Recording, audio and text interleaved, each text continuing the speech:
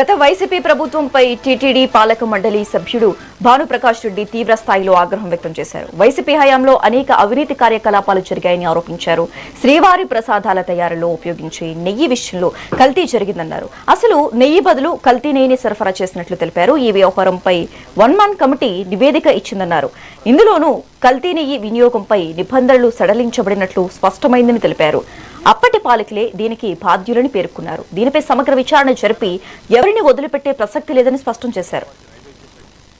పుణ్యక్షేత్రమైన తిరుమల క్షేత్రంలో గత ప్రభుత్వంలో జగన్మోహన్ రెడ్డి గారి ప్రభుత్వంలో జరిగినటువంటి అవినీతి అక్రమాల్లో ముఖ్యంగా స్వామివారికి అత్యంత పవిత్రంగా సమర్పించే ప్రసాదంలో కల్తీ నెయ్యిని సరఫరా చేసి అసలు అది నెయ్యే కాదని చెప్పి పూర్తిగా కెమికల్స్ చేసినటువంటి రసాయనాలతో చేసినటువంటి పదార్థాలతో స్వామివారికి నైవేద్యం పెట్టారని చెప్పి మనకు దినేష్ కమిటీ కూడా రిపోర్ట్ ఇవ్వడం జరిగింది.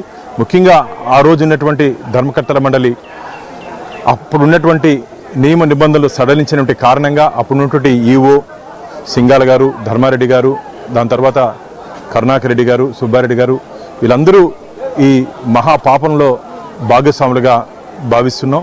ఖచ్చితంగా వీరందరి మీద చట్టపరమైనటువంటి చర్యలు తీసుకునే అవకాశం తొందరలోనే ఉంది. రాబో ధర్మకర్తల మండలి 6వ తేదీ జరగబో ధర్మకర్తల మండలి సమావేశంలో దీని మీద చర్చించి వారి మీద ఏ విధంగా క్రిమినల్ ప్రొసీడింగ్స్ తీసుకోవాలో ఆ విధంగా ఖచ్చితంగా మేము ముందుకు పోతాం. ఎవరిని వదిలే ప్రసక్తే లేదు. స్వామి దగ్గర అపచారం చేసిన వాళ్ళందరినీ రాబో రోజుల్లో చట్ట పరిధిలో చట్టరీత్యా వాళ్ళందరికీ శిక్ష పడే విధంగా ధర్మకర్తల మండలి కృషి చేస్తుంది.